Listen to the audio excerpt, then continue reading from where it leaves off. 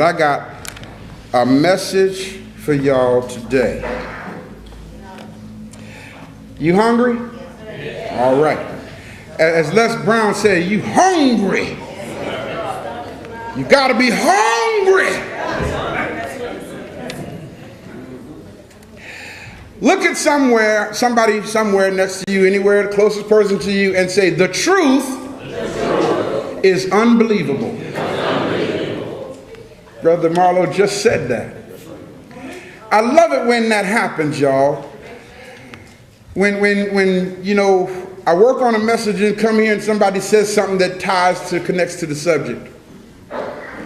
The truth is unbelievable. I want that to sink in, and usually when we say the word unbelievable, it has a different connotation than what I'm going to say in this message. Okay? But the truth is unbelievable. Right. I'd like to begin this message by telling you about and reacting a part of an encounter that I had with a brother who was challenged by some of the things that I said to him. He's a Christian brother who's very committed to what he believes.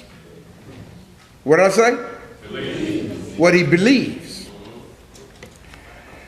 Our conversation began with his asking me if I was a preacher. And when he asked me that, I said, why do you ask? Do I look like one? He told me, he said, man, there's something about you.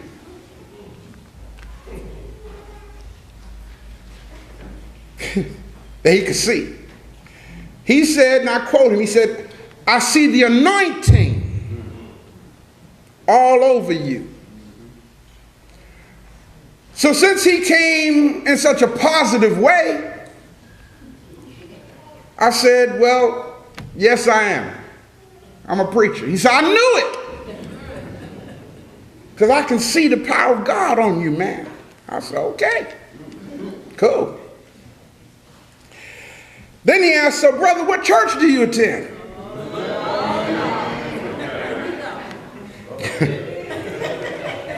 Uh-oh.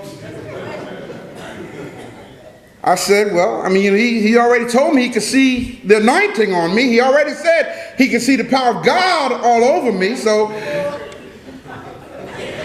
brother, what church do you attend? I said, I'm the chief elder and spiritual leader of the African village. And brothers and sisters, I'm not exaggerating. Immediately. I mean, immediately. Everything changed.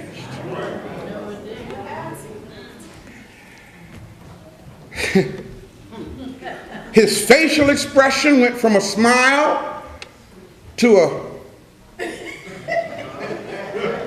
frown kind of thing. His posture, which was very relaxed at first, he took on a defensive kind of posture. His tone changed. All that, man, you know. He repeated what I said, so I know he heard me. He said, the African village. Where's that at?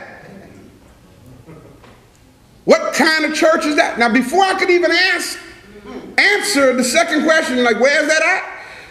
He got the next one out before I could say, well, we're on Newstead Avenue, 1 block south of Natural Bridge. But he's in another mode now. And, of course, in answer to his question, what kind of church is that? I told him we are an African-centered congregation. Now, mind you, all the while, I'm monitoring the manifestations of this brother's cognitive dissonance, which is causing his stress levels to go higher.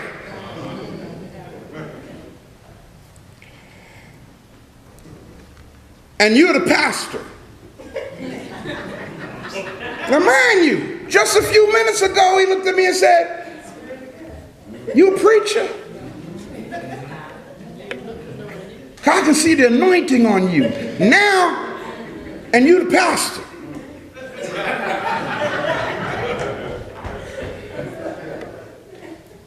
So in my training of how to diffuse a situation, a heightened situation, I smiled. I smiled and said, "Yes, I'm the pastor." "So what do you teach?" Mind you, now he's getting deeper and deeper into this thing, right? "Do you preach Jesus Christ and him crucified?" I said, "No, brother. No, I don't preach Jesus and him crucified, man." Now, mind you, I'm trying to remain calm. Because, see, I see him going into warfare mode here. See what I'm saying? "No, brother, I don't preach Christ and him crucified. And you the pastor."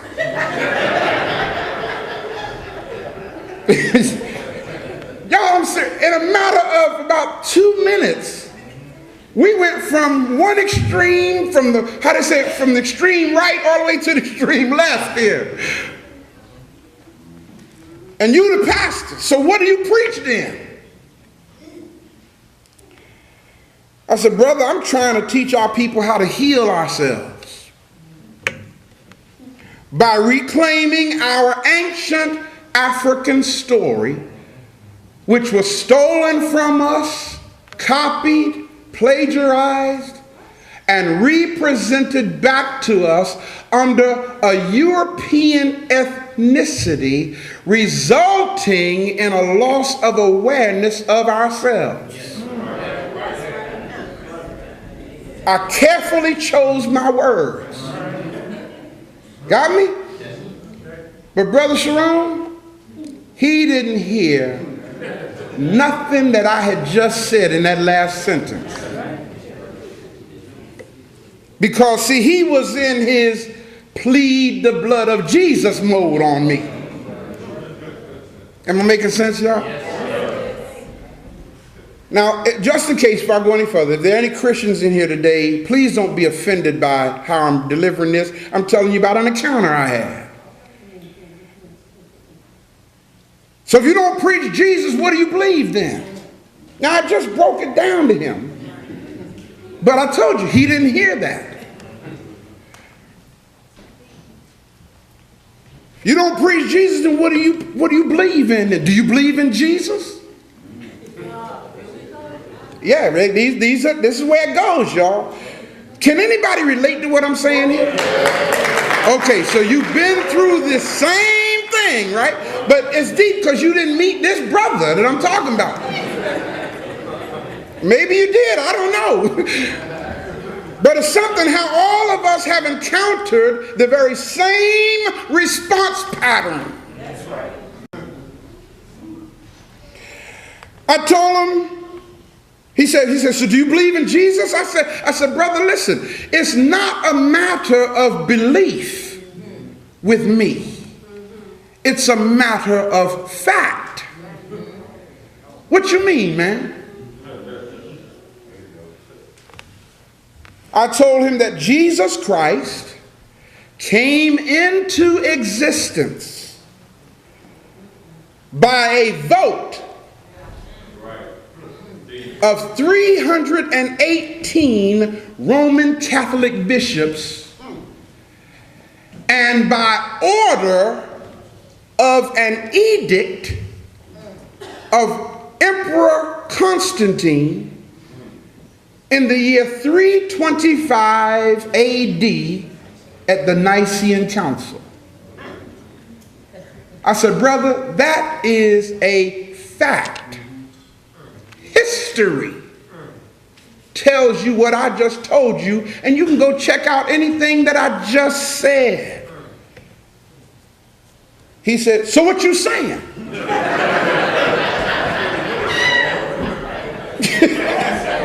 Now, y'all, I took my time and explained it to him as slow as I'm saying it to you. And he said, so what you saying? He didn't really want to hear the answer to that, because before I could respond to that question, he shouted to me, so do you believe that Jesus died for your sins?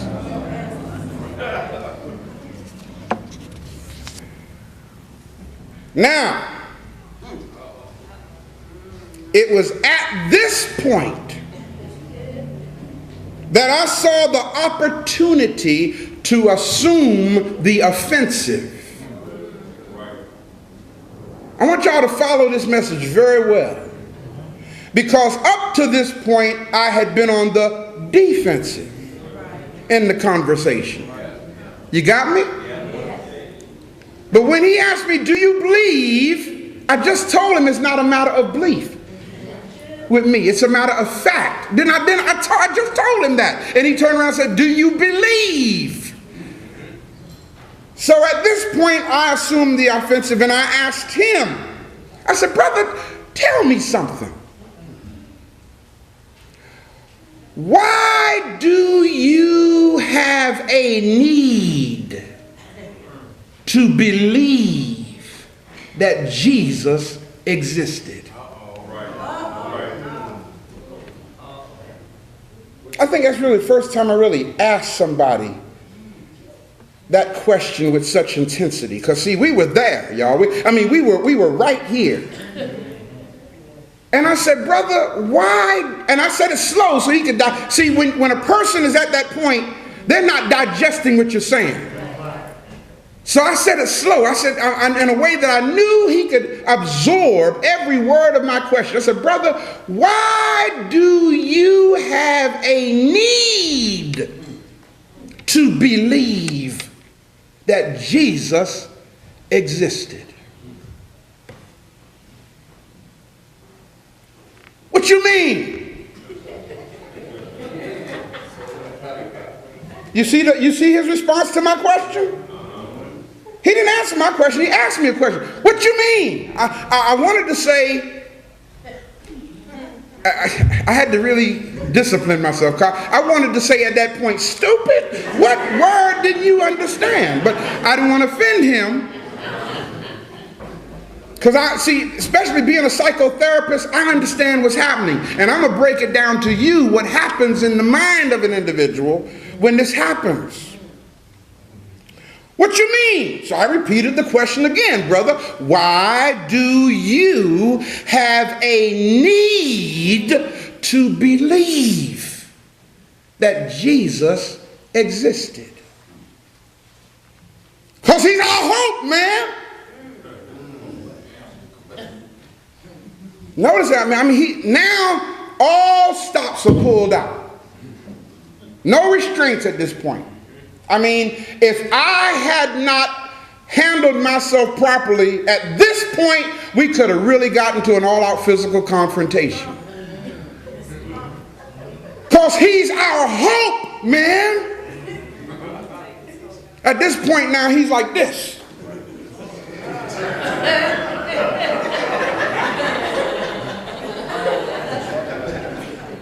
Y'all grabbing what I'm saying? He's pacing, man. He went on to say, without him, we lost. Then he said it again, lost, man.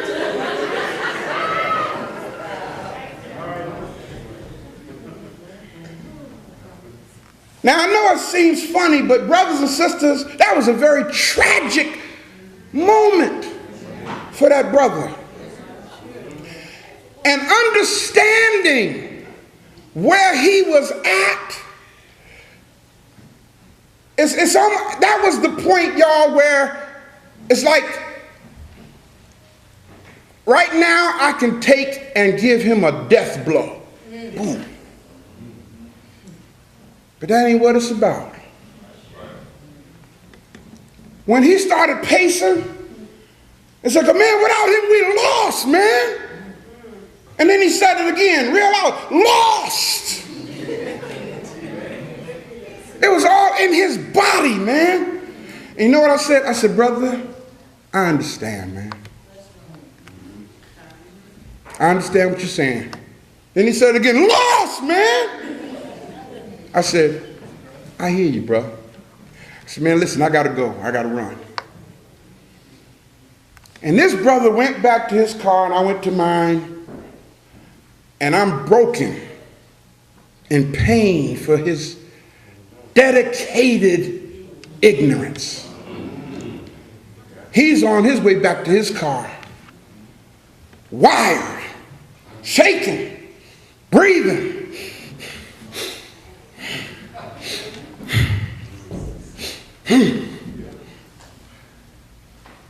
That's why the title of today's message is "The Truth is Unbelievable." Oh boy, talking to another listener from WBLR, brother by the name of Brother Gary Holland out of Indianapolis, and we talked about this situation about the truth being unbelievable. And actually, I got those words from him because he said, brother, the truth is unbelievable. And I said, man, that's heavy. I said, can I use that? He said, man, go ahead. I said, that's going to be my message, brother, for Sunday. The truth is unbelievable.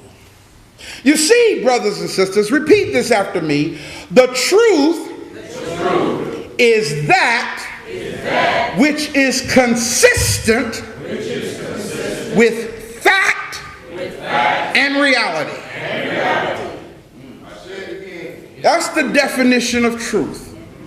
That's not Webster's definition. That's not dictionary.com's definition.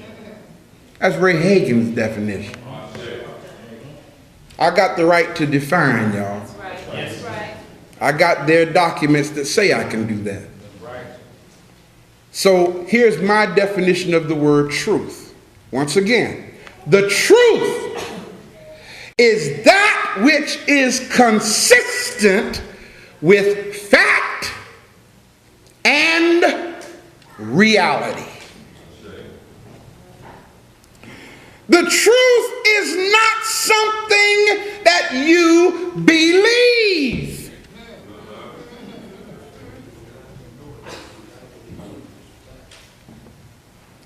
The truth is something that you know. Even in their Bible, in John 4:24, it says, and you shall know the truth, not believe the truth. It says, and you shall know the truth, and the truth shall make you free, because you know it, not because you believe it.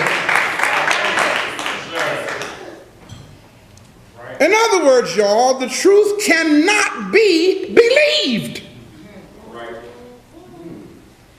The truth is something that must be known. Grab that, y'all. I just got something there. Believe. The word lie is after the word be.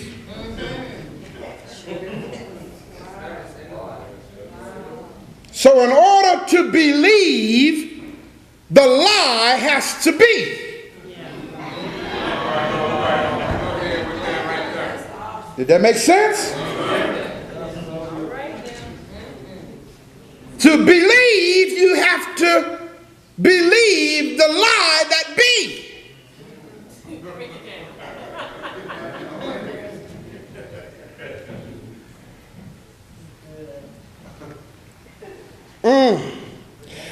The major reason why we don't know the truth. Let me calm down because I feel myself going there now. but I'm feeling this thing, man. The major reason why we don't know the truth and don't want to know the truth is because we were raised to live in a land of make-believe. We were raised, y'all. We grew up living in the land of make-believe. Think back to your earliest memories. How many times have you said, let's make believe that when children play house, they make believe. They said, let's play house.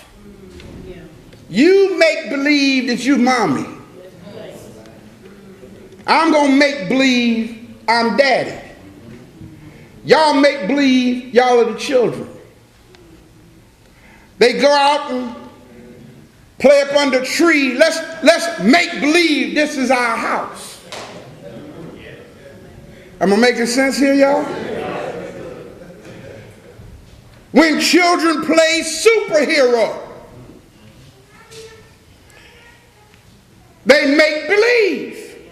I remember as a little boy, I used to take a towel, big bath towel, throw it behind me and tie it around my neck and make believe I was Superman. I'm Superman.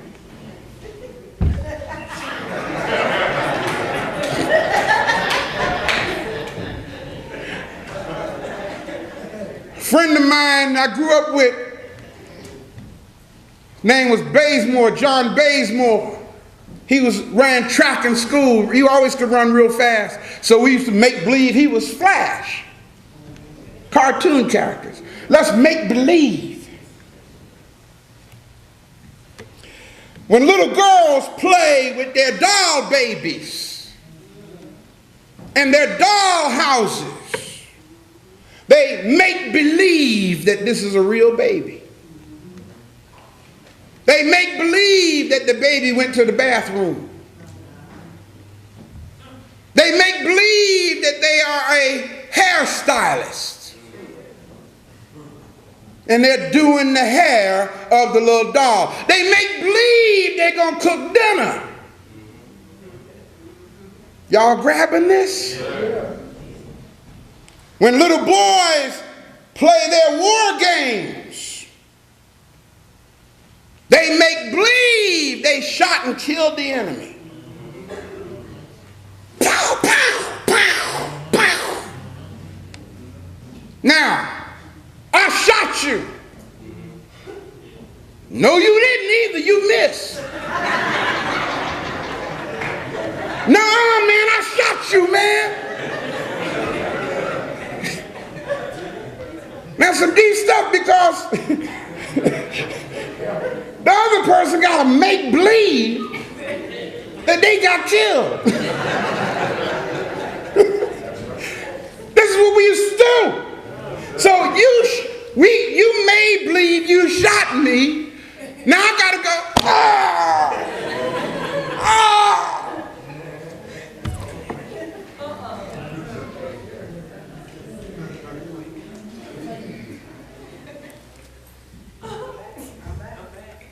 I'm dead because I'm... There's some deep stuff, y'all. I mean, can y'all see what's really happening to our young people here? With this make-believe stuff? Don't let them be getting ready to go somewhere. Because what they do is they get some chairs, put 2 chairs up here, 2 chairs behind it. Right. Let's make believe this is our car. So they get in their car, and one of them making believe he's driving. Now what's really deep is when the passenger is so into this make-believe that they say to the brother who's making believe he's driving, Watch that car, watch that car. And the person making believe they driving, I see it, I see it.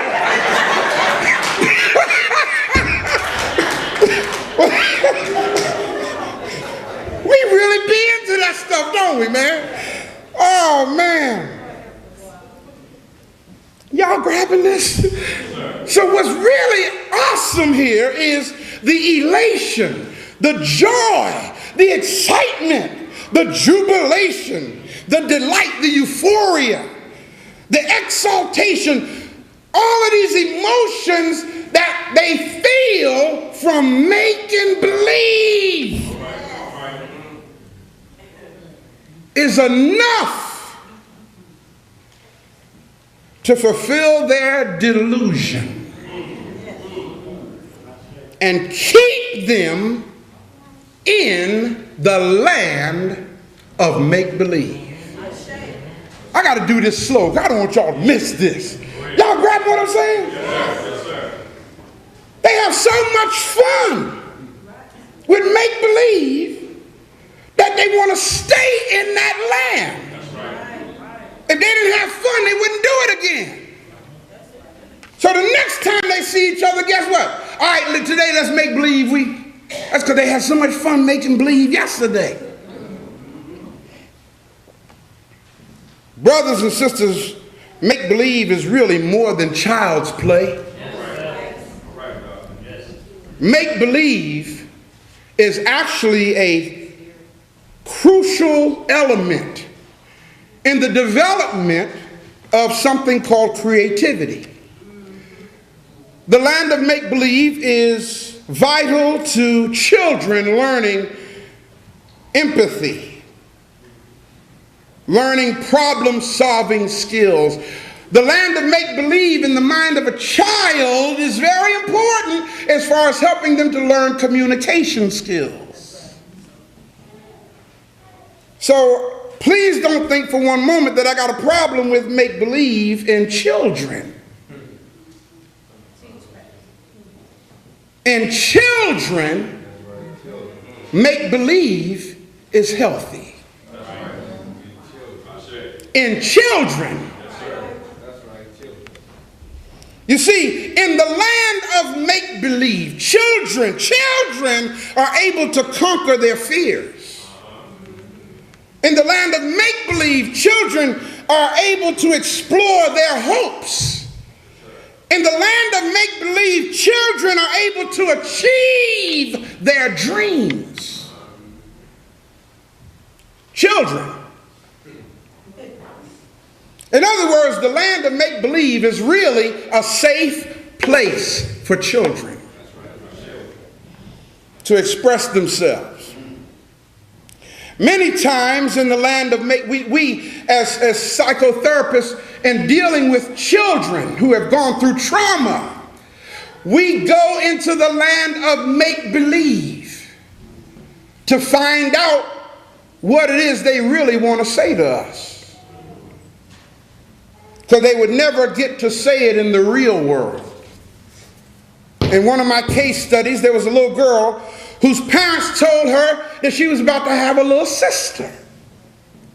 Grab how deep this goes. Her parents told her she was going to have a little baby sister. So in the space of about 90 seconds, the little girl went into her world of make-believe. And she slid down off the couch. And she went and grabbed her doll baby. And threw it on the floor. And stomped it. And then she picked it up and threw it across the room. And turned around and looked at her parents and said, "No more baby."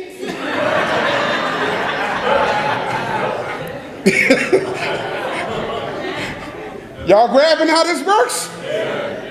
In other words, she had to escape into her land of make-believe to express her true feelings about getting ready to have a little baby sister. Because see, what she wanted to say but didn't know how to say is, I'm getting ready to be replaced. You ain't gonna love me no more.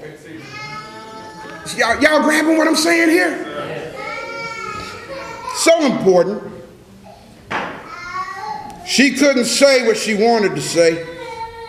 And it's really deep because throughout her mother's pregnancy, she prepared herself for her little sister that was coming by living in the land of make-believe. Because she knew that mommy was going to have this baby. So what did she do to prepare herself for it? She would put diapers on her little doll. She would actually even wear her mother's shoes and play the role of being mommy. She actually would take her little baby doll and stick it up under her dress. This was her way in her little land of make-believe of saying, I'm getting ready up here in my mind for what's coming for real.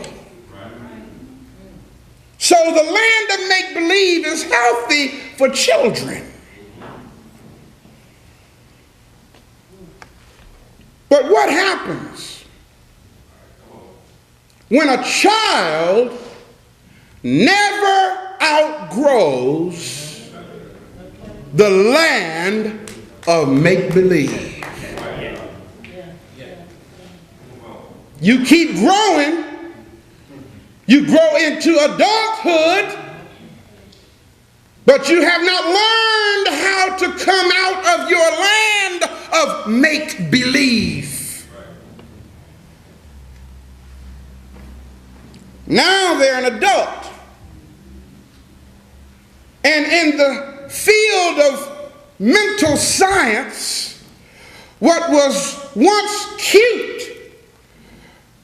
because you were a child, what was once safe, which was once healthy as a child, now as an adult, you have what we call a psychosis.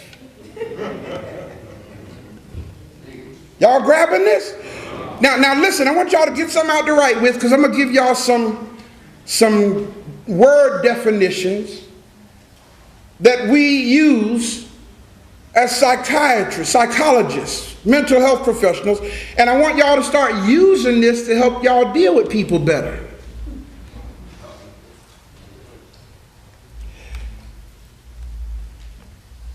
What is a psychosis? Write this down. A psychosis is a condition of the mind involving a loss of contact with reality. Now again, I told you, it's all right for that to happen in a child. It's healthy for a child. That's how they deal with things. But when an adult chooses to take on a state of mind whereas they live with a loss of contact with reality, that ain't healthy. Y'all with me? Everybody repeat this after me. People. Say it to me. People. Experiencing a psychosis may have delusional beliefs.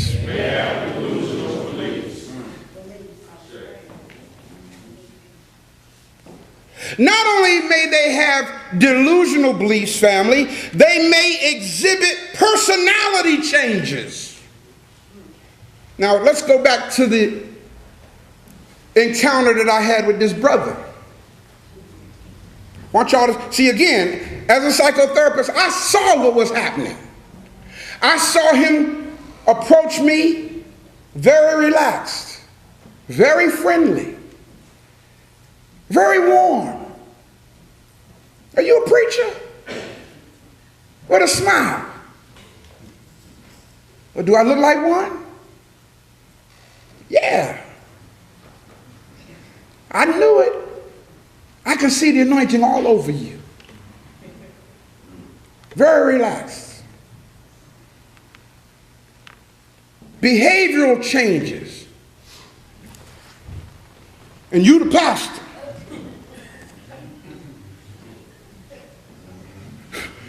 Nose blowed up.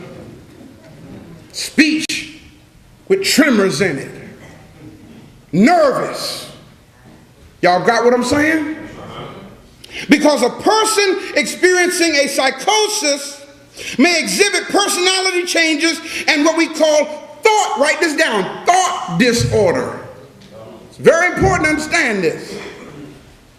Thought disorder, or what we call disorganized thinking. Now, I'm going to break down that to you in a minute, because what happens, a person going through a psychosis experiences what we call thought disorder when they meet a challenge. Now, I want you guys, for the sake of the movement, I want y'all to understand this. Because you need to understand this and know how to use this when trying to communicate to people and they go through with you what this brother went through with me. You need to know how to analyze what's going on.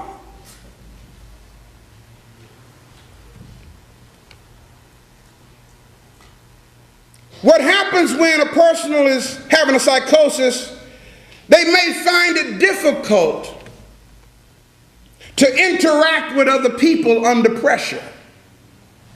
As much as they might love you, as much as they care about you and they really want to see the best for you, right now they are having a psychosis.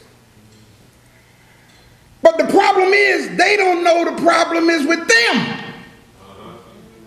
They think it's with you. Everybody write this down. Delusions. Let me define what that is for you. What is a delusion? Because, as I told you, a psychosis may involve delusional beliefs. And what's really deep about it is when a delusional belief becomes paranoid in nature. Now, I'll break down what I'm saying for you, and if you guys can bear with, some of you might have heard on this past Wednesday night on Black Liberation Radio, I spent 1 whole hour talking to 2 people.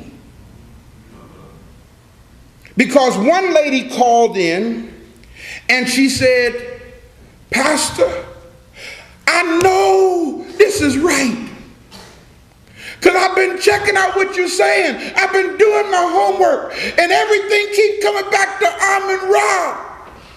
I know this is right.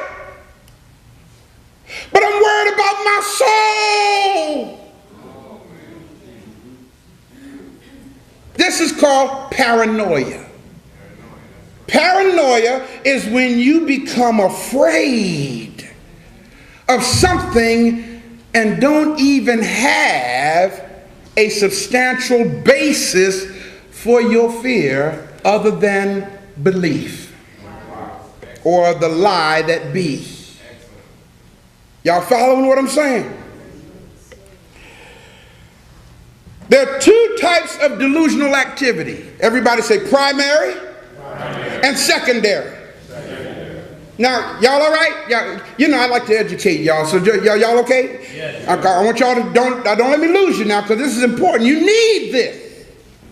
You need to understand the difference between primary delusional behavior or activity and secondary delusional activity.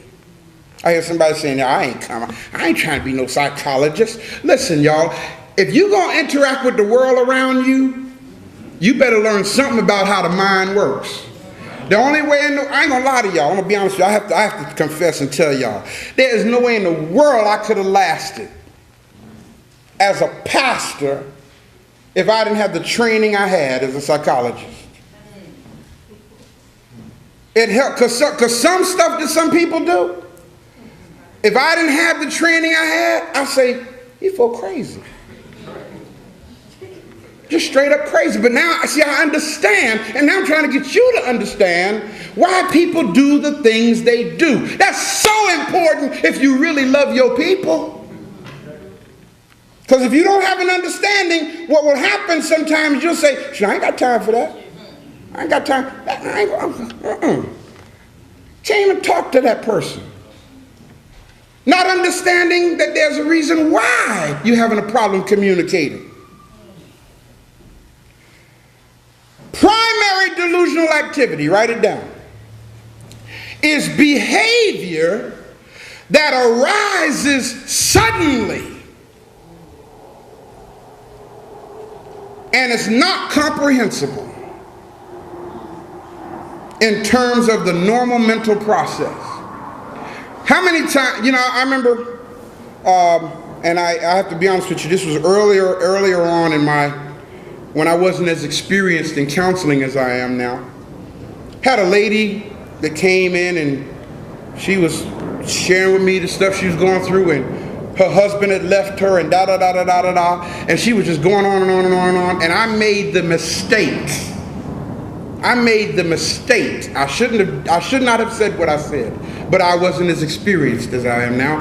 I made the mistake of saying to her, I understand why your husband left you. I was looking at everything. I said, I understand why your husband left you. Really, I could see why her husband left her. I mean, just the way she was talking. And I said, sister, I tried to make up for it. I said, sister, brothers want peace. That's what brothers want. Brothers want peace. That didn't work. When I said, I can see why your husband left you. You don't know nothing about me. You don't know. How dare you say such a thing as that? You don't know nothing. Now, she had what we call primary delusional response pattern. Got me? In other words, family, she had a sudden outburst in her behavior that really was incomprehensible to me. Because I didn't know what I did. Only thing I said is, I see why your husband left you.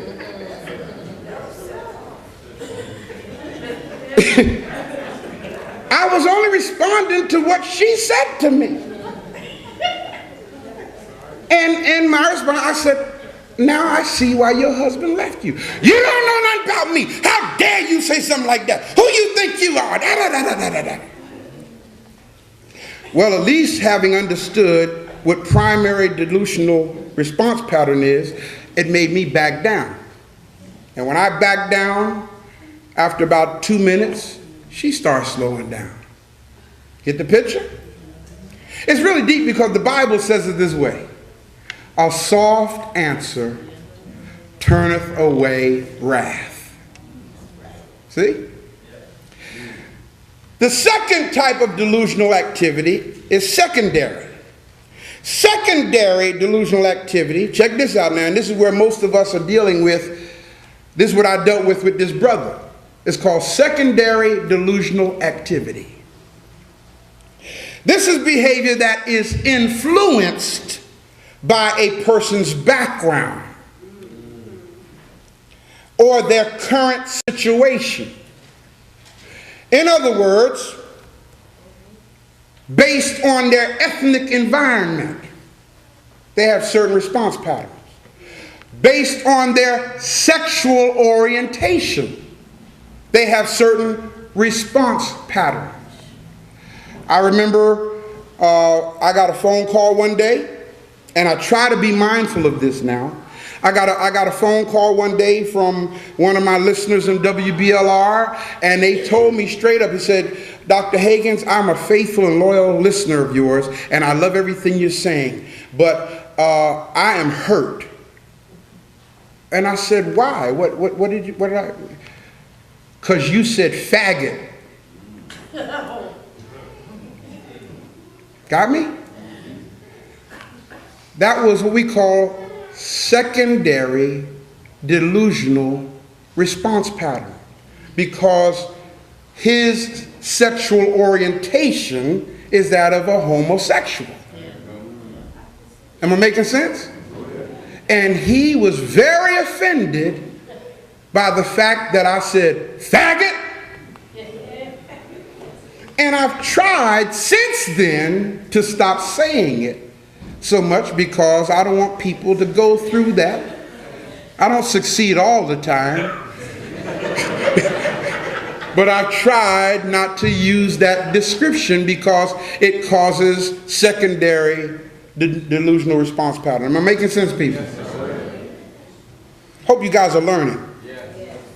Another area that invokes secondary delusional response pattern is something called religious beliefs. For example, so what church you go to? The African Village. Where's that at? What kind of church is that? Secondary delusional response pattern. Y'all got this? Why? Because the African Village does not fit into the paradigm of most people's religious beliefs. Then the next thing I want to know is, so what y'all teach over there? Now, they didn't study before. You got me? See, this actually affects a person's speech. This type of paranoia actually gets to the point, man, where it affects their body language, to where they're standing calm. But now you done told them you don't believe in Jesus. You don't preach Jesus. And now,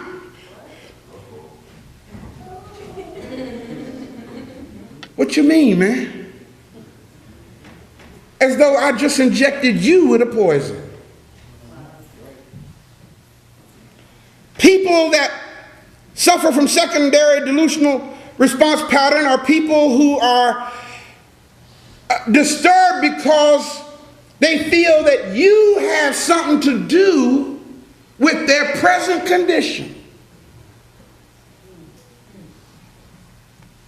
I know a person right now who's going through a deep psychosis because they feel that that police officers treated them unfairly, when actually police officers had what we call, quote, everybody say, reason to believe. Right. Police officers had reason to believe a certain thing. So based on that, they responded to a situation and found something they shouldn't have found. And now this person thinks every cop in the world is bad. Because, and this is again called what? Secondary delusional response pattern. In other words, I'm in this condition that I'm in because of what they did. Some people go through that in relationships. Oh, let me help you here. You hurting. And you going through secondary delusional response pattern because you are hurting because this person did this to you. Look at somebody next to you and say, no, they didn't. No, they didn't. Look back at them and say, you did it to yourself. We do things to ourselves by placing expectations on people that they didn't give us the right to place on them. Y'all can say Ashe? Ashe. You see what happens in secondary delusion. Let me break it down some more. I told y'all to write down thought disorder, right? Okay, let's deal with that now. Break it down. Thought disorder, check this out. Now, thought disorder is an underlying disturbance of conscious thought. What did I say? I didn't say a disturbance of conscious thought. I said an underlying disturbance of conscious thought. Thought disorder is manifested in a person's speech and their body language. People who experience thought disorder usually manifest three main characteristics, and please write them down so that when you encounter people, if you see this, you'll know how to identify it. so you can properly minister to that other person.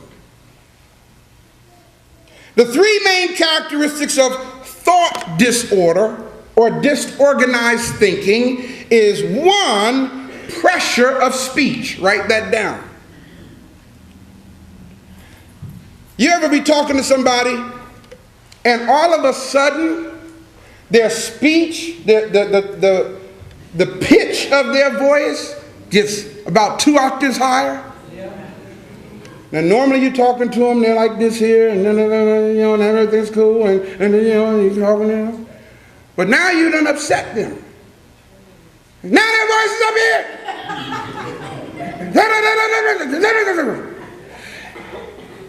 Not only is the tone changed, but the rate of speech, the pace of their speech increases.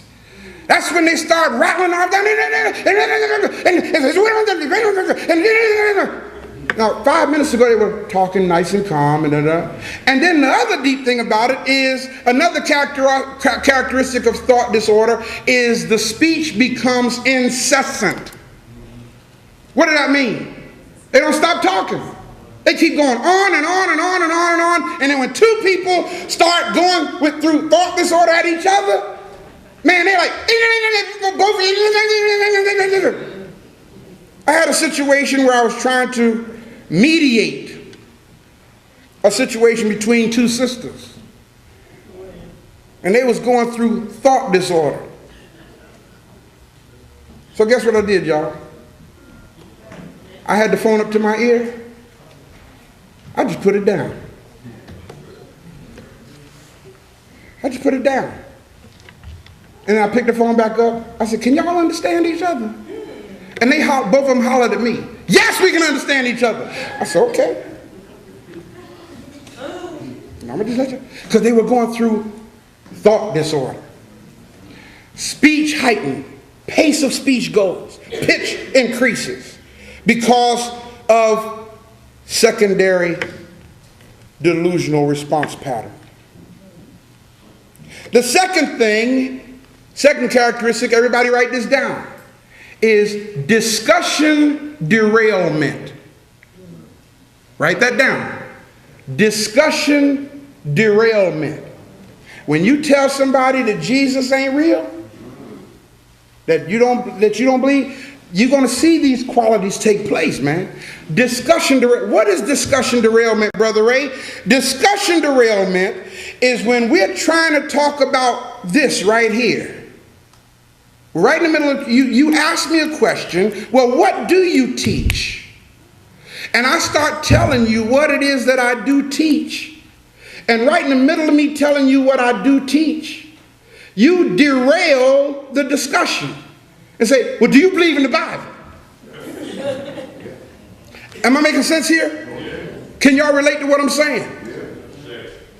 Right in the middle of talking about a particular point, they derail the conversation to go to something else. But that is characteristic of a person who is suffering what?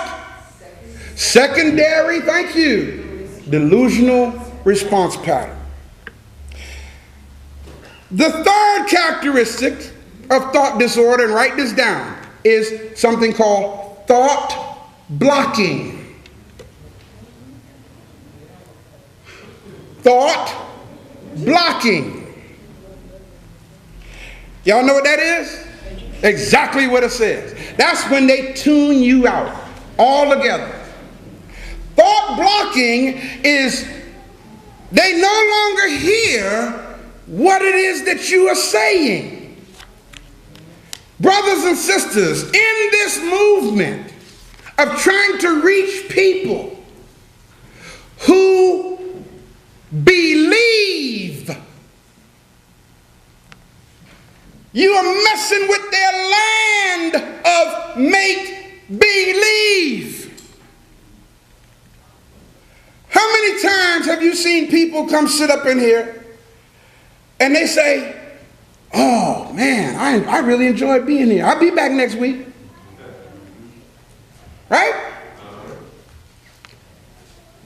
Next week they show up. Okay.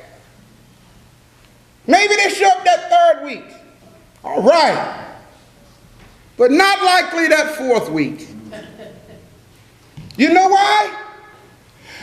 Because in the African village, there is no place for the land of make-believe.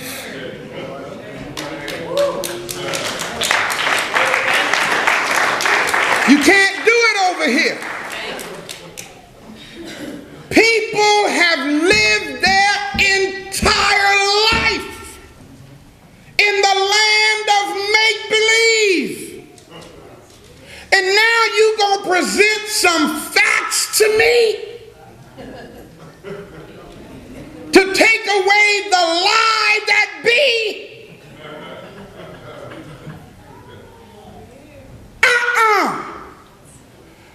I am where I am today because of my land of make-believe.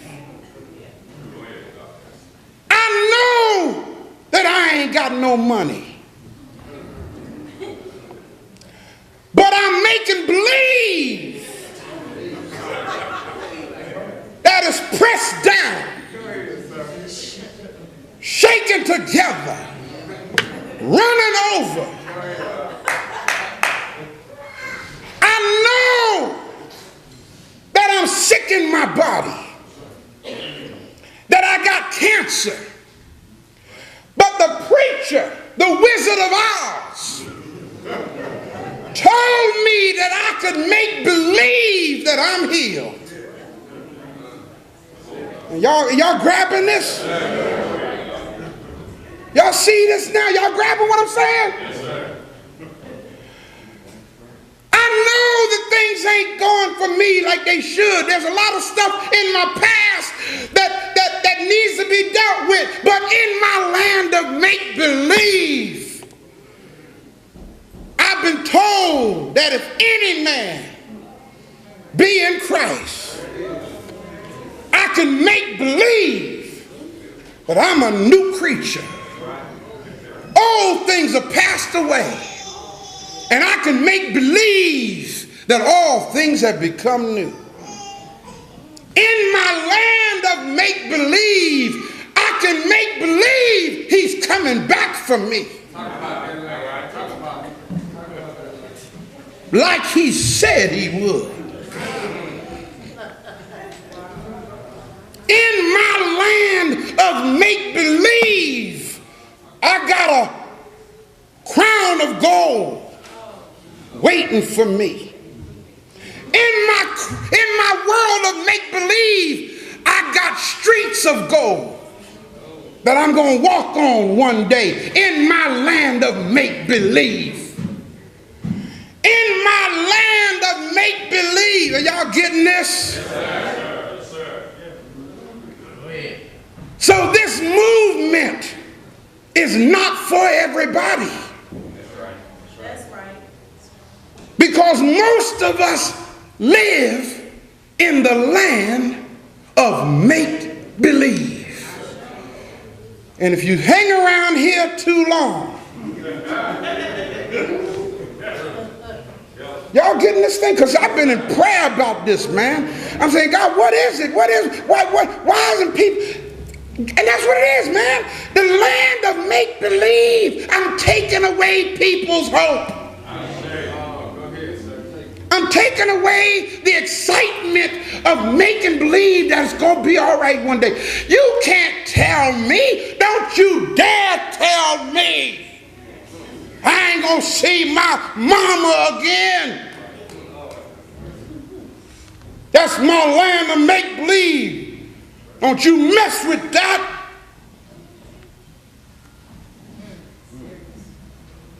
I'm not looking to see Eileen Gilmore again.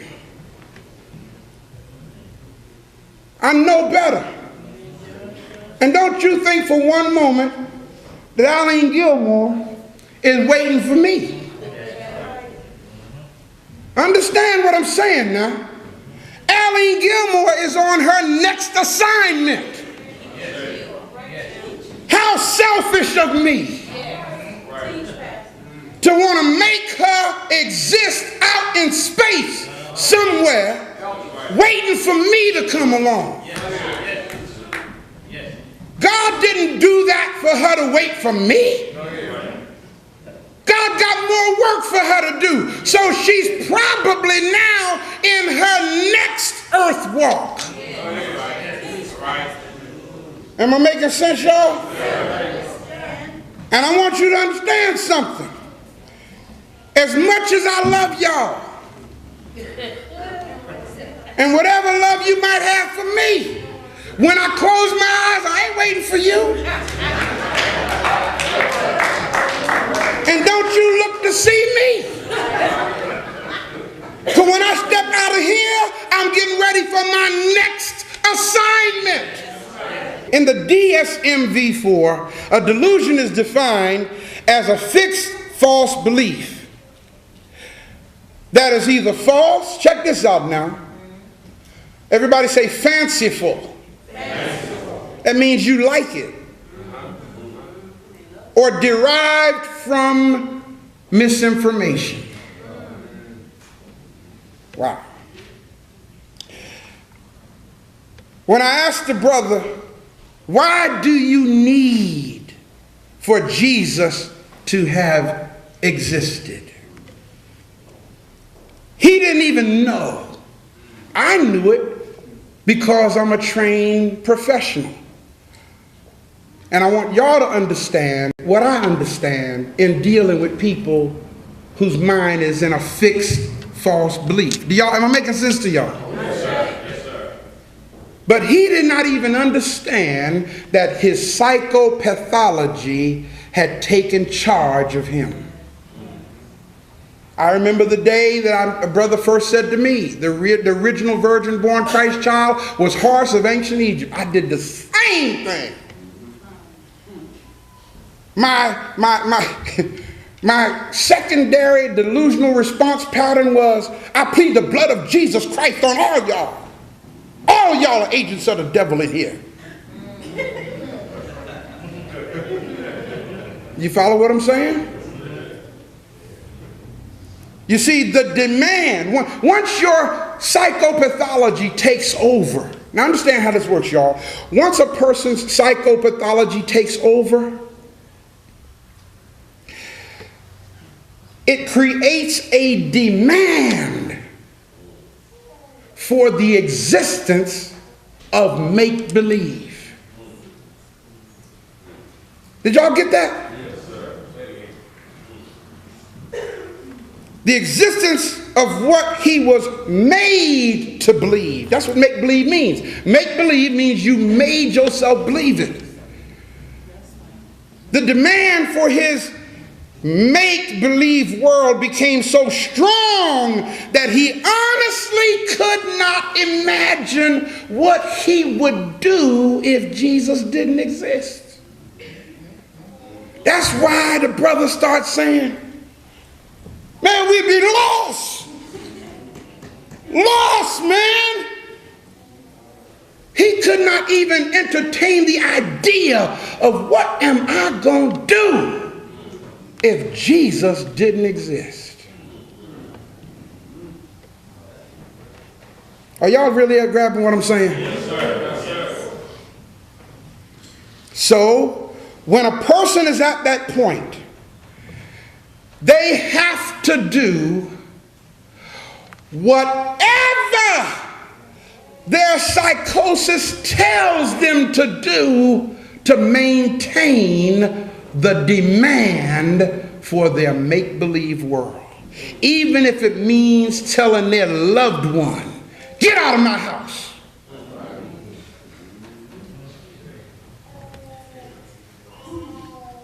So you see, brothers and sisters, the truth is unbelievable. It really is. And when all you know is the world of make-believe, there is no room for truth. This is some deep stuff, ain't it? I mean, I want you to be sure y'all really grabbing what I'm saying, because this will help us in dealing with others a little easier. When all you know is the world of make-believe, there's no room for truth, because truth cannot be believed. It has to be known.